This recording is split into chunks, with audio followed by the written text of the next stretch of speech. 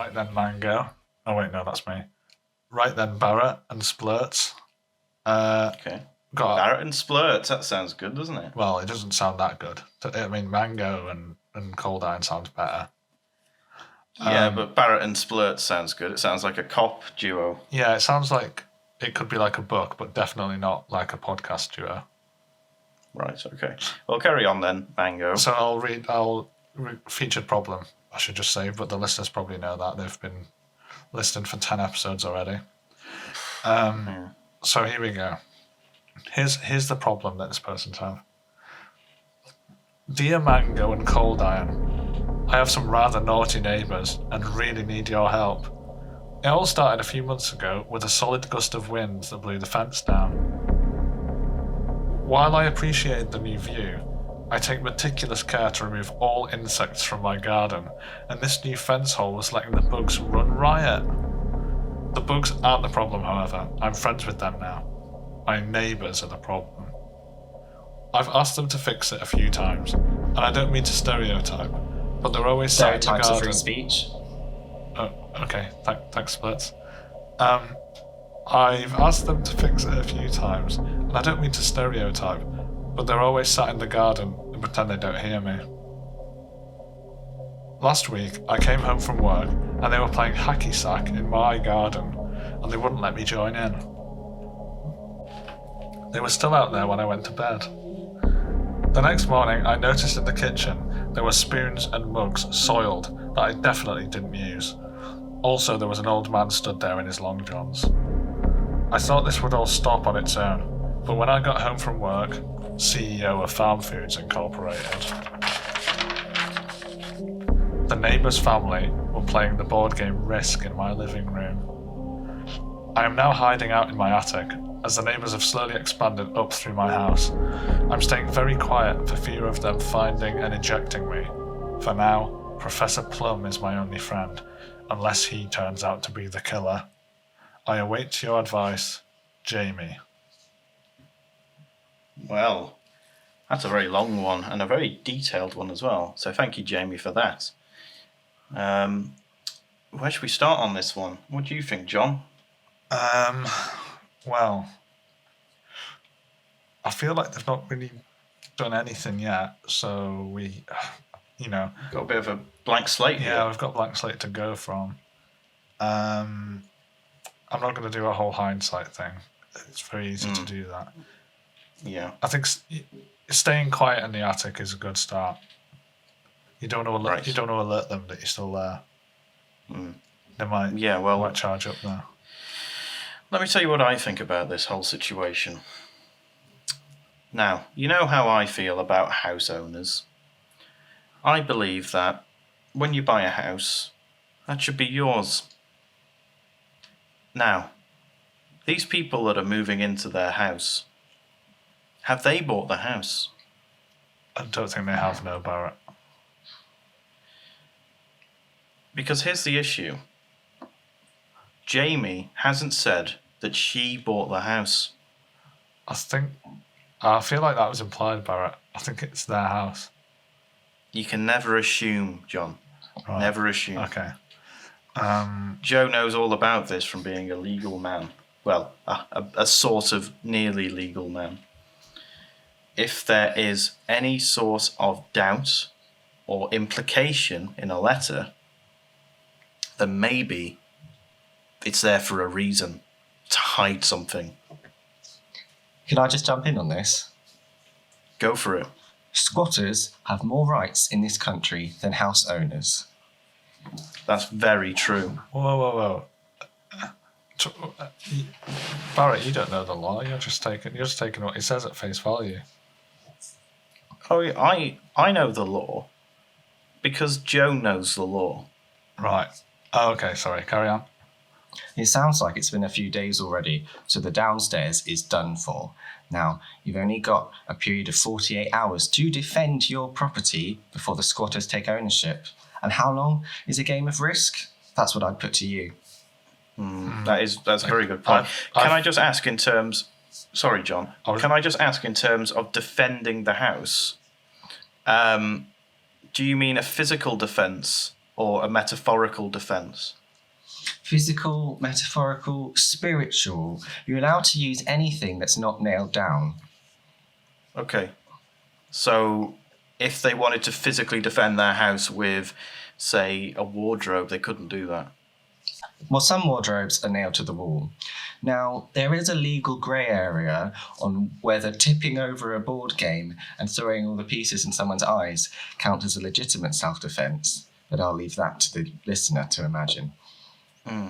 But also as well, that can be, there's a different interpretations of something like that happening, because I've seen that happen where somebody's done it out of rage and like a little, the little Monopoly dog's gone in somebody's eye and they sued them for attacking them. It was actually thrown away because the board game itself had a mind of its own and it actually lobbed the dog into that person's eye. So the board game manufacturers were actually the ones to get sued. Well, that's a very pertinent example because Monopoly is about home ownership. So if you think about it, what are you really trying to protect? Yeah, exactly. I've also heard an example where a young woman was using the car piece in Monopoly and she'd already had 2 Chardonnays. She was actually arrested for driving under the influence. I don't think that's true, John. It's not. I'm testing Joe. He didn't say anything to that. I don't like this animosity you've got to Joe. Well, no, it's not. I'd be the same with any guest. It's not animosity. I'm just sort of. It's a friendly. It's friendly, isn't it, Joe? You know it's friendly, Joe. Well, I'll tell you why, because I don't have a hard time believing that, because in this country, the police break the law more than the citizens. So if they see a woman driving under the influence or monopolying, they'll arrest her if they want, and they'll take her money on the way to jail. And she doesn't even get to pass go. Unbelievable. And I bet they speed when they're taking her to the station as well. Probably. I bet they go through Pall Mall, I bet they go through Fleet Street, all that kind of thing. Yeah, all that kind of thing on 85 miles an hour. Unbelievable stuff. But anyway, going back to the board games and going back to the house situation, I'm thinking that, as Joe was alluding to, there needs to be a physical defence within 48 hours. Yeah. Can I ask, Joe, you alluded to spiritual defence. I'm quite interested in that. Like, is there been any kind of legal precedent with what counts as a spiritual defence? Or Now, I'm not a religious man myself, but there was a recent case where a woman defended herself with a crucifix against some neighbourhood children on the night of the All Hallows Eve. They came to her house and tried to force entry and demand recompense. It just took one good bash on the head and she got off because of religious discrimination. That's an incredible story. That's good. So I'd always say, make the law work for you. Right. I've heard people say that, but I never knew what they meant. I thought they meant that, like, if you've got a lawyer, get them to come to your house instead of you going to their office. Yeah. I mean, outbound lawyers are a growing thing, aren't they? I think in that case, a spiritual defence could be used as well. Jamie hasn't said whether she's a Christian or not. No, but if she is, she's probably got a ruddy big Bible somewhere she could throw at them. Exactly, and it's probably in the attic. So I'm thinking... Let's hope that she's got the full works, not just the New Testament. Yeah, maybe some Christmas ornaments. Christmas ornaments. Yeah, they'd come under religious, wouldn't they? Christmas tree. Maybe an Easter egg. The star on top of a Christmas tree could easily be a shuriken. Yeah, very much so.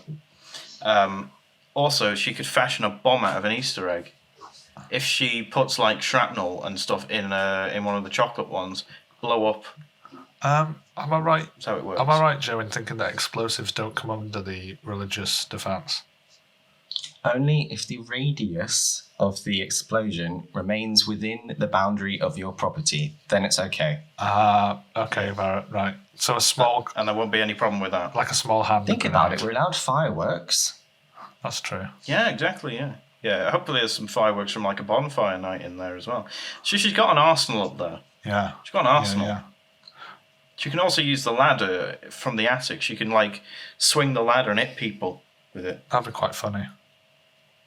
Yeah, well, I mean, it's not a laughing matter, John, but Oh, sorry, I was thinking. this is a very serious. It's a very serious I was matter. thinking of some documentary I watched called Home Alone, but we'll talk about that another time. Yeah, we will. So I'm thinking that a good way to go about this would be a physical defense within 48 hours using a Bible and some fireworks and some Christmas lights and a Christmas star as a shuriken. Yeah, a kind of physical, spiritual 1-2. Yeah. Do you think that would be in the bounds of the law, Joe? Absolutely. As long as you drive them off your property line in time and tie up the hole in the fence, they will not have a leg to stand on.